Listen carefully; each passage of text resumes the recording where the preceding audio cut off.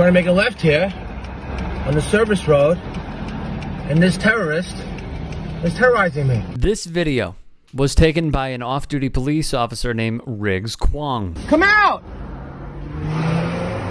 Whoa! Whoa! Taka, taka, taka, taka, taka, taka, taka. You're upset because I didn't let you make the U-turn? Taka, taka, taka, taka, Mr. Mohammed. Mr. Mohammed, please move your car, please. You bastard guy. You bastard guy. Or Mohammed, Mohammed, Mohammed. Mohammed Udan. Mohammed, Mohammed, Mohammed. Taka, taka, taka, taka, taka. Taka, taka. What are you gonna do? What are you gonna do? Kwong appears to call the driver racial slurs, reports PIX 11. Taka, taka, taka. Hello, Mr. Mohammed. Mr. Mohammed, taka, taka. Taka, taka. You your God. You're your God, Mohammed. Mohammed, Mohammed, Mohammed. Taka, listen, Al-Qaeda. Al-Qaeda, leave me alone. Leave me alone. ISIS. ISIS, you nobody. You're nobody. You're nobody. What are you gonna do?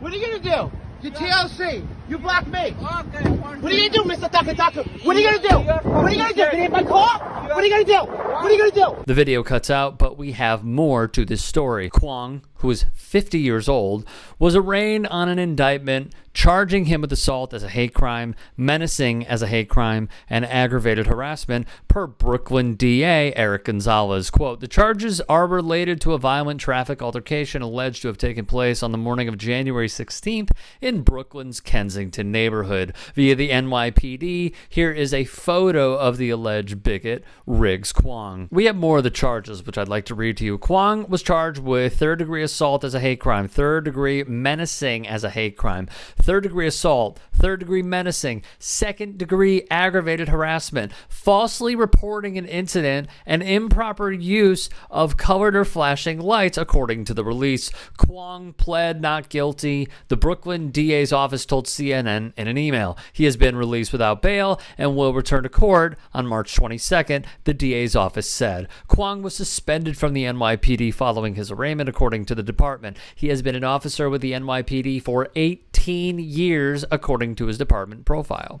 The ordeal began when Kwong and ride-hail driver Abdul Motalab, who is of Middle Eastern descent, both tried to make a U-turn. Kwong allegedly prevented Motalab from turning, and the incident quickly escalated. Motalab then gets out of his car with his cell phone and appears to take pictures of Kwong's license plate. Kwong later told cops that the Uber driver smacked his Honda, according to police sources. Kwong is accused of pummeling Motalab, knocking him to the ground, and continuing to beat him up on the ground. Motalab suffered a cut to his nose and swelling on his face, but there was more. Kwong alleges Motalab threw the first punch. The video does not capture any fisticuffs, so it turns into a he said, she said, with a citizen's word against a police officer's. We've seen this play out many times. They allege Motalab spat at Kwong, though this has not been verified. Kwong claims this is the reason he punched Motalab multiple times, knocking him to the ground and continuing to pummel him. Police arrested both men. Motalab was charged with driving while intoxicated.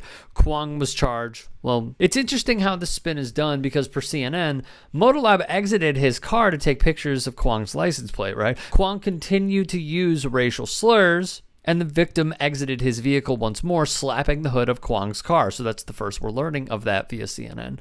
Though again, we do not see this in video form. Kwong exited his vehicle and allegedly spat in the victim's face, and he did so first because, as CNN writes, the victim spat back. Kwong punched the victim several times, causing him to fall to the ground, and continued to punch him and use anti-Muslim language, according to the press release. The Brooklyn DA's office noted video surveillance from the scene allegedly shows Kwong punching the victim without the victim ever punching the defendant.